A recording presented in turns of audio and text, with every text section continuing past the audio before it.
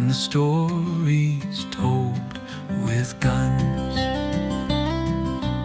If you have ever been in the unenviable position where this pin in your Ruger Mark Series gun fell out and you did not notice, you might have a damaged breech face.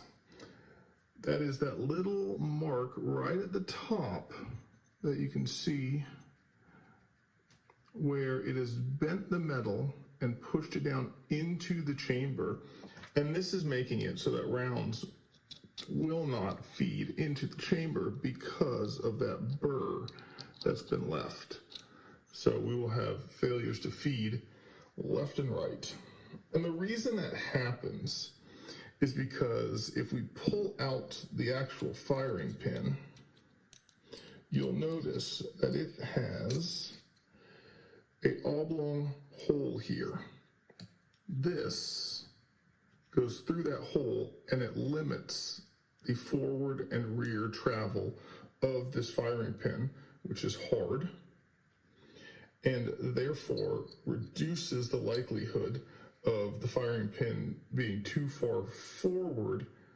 And again, hard metal, slightly softer metal, reduces the likelihood of that slamming into the edge of the chamber when you don't have a round in for it to hit the edge of, the rim of, and causing that damage. This video is actually part of a much larger playlist on Mark style pistols sponsored by Matrix Precision. You should watch it all, like, and subscribe, obviously. It's actually pretty easy for this to happen, even though it can lead to catastrophic results like you see here, because this pin falls loose pretty easily. So always keep that in mind, always watch for that.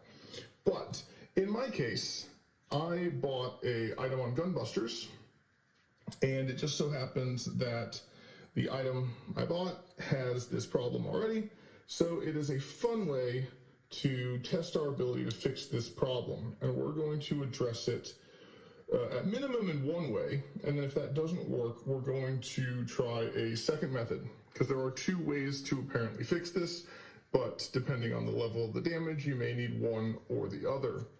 The first way is to take just a standard nail punch that you can buy at any store. You want one with a fairly minimal taper, and again, this is also hardened. So the idea being, we should be able to take that taper, place it in the chamber, and tap lightly, and that should push the burr material back out of the chamber so that it's no longer creating that catch on our rounds. The other way is what's called iron swaging, and it is essentially a perfectly round-sized rod that you put down in there, and it has one flat section on it. You put the flat facing the thing you want to iron out. What that allows you to do is it allows you to then rotate that flat section, and as it sweeps around, it's going to push and iron out, iron flat, that section. You can buy swages. You can also make them out of I believe it's a #1 drill, the shank. So if our pinning idea does not work, we will go and make our own swage, and we will give that a go. Let's start here. We're going to do small taps and test our work as we go.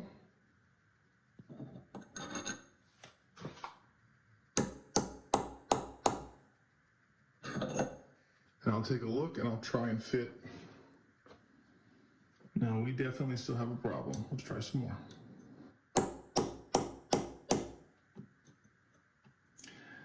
Already better. It actually does go in, and I can see that it is indeed pushing the material out of the way. So this is promising. After 3 attempts using the punch, it is drastically better. However, it's still not perfect. I still am getting caught up with rounds. So we're going to go to the Ironing Swage. As I said, this is just a #1 drill. I ground a flat section onto just a little bit of the shank down here, so you don't even end up ruining your drill bit. You can still use it.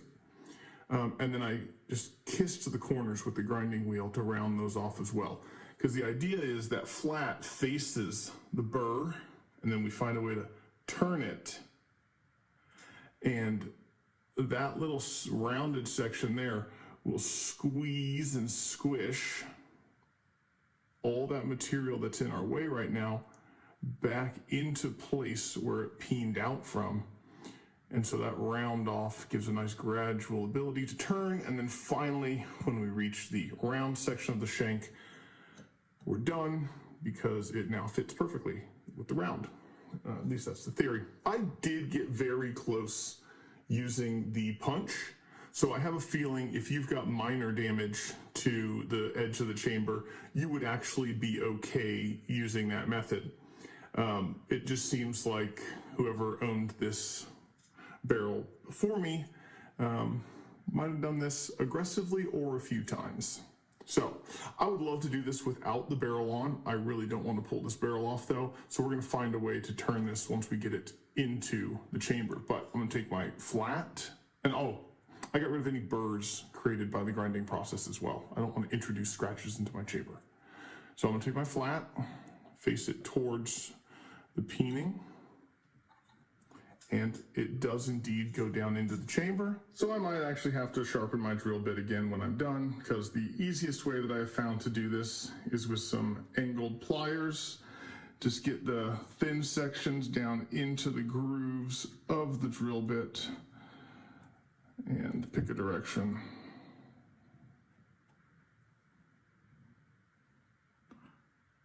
And while I'm sure my drill bit does not appreciate that, it's really worth it. A drill bit is cheap to replace if I have to. And there we have it. I can actually see that the burr no longer exists in the chamber and has been pressed flat. I'm gonna do something I don't recommend doing, but I don't have any dummy rounds in 22, and this is completely disassembled. There is no firing pin nearby, so I am actually going to test with an actual round. But it slides in just fine, and then I am going to just turn it over and pop that out onto my hand. I'm not going to use anything metal to get that out there for safety reasons, but we now have a fixed chamber. So hopefully that was helpful.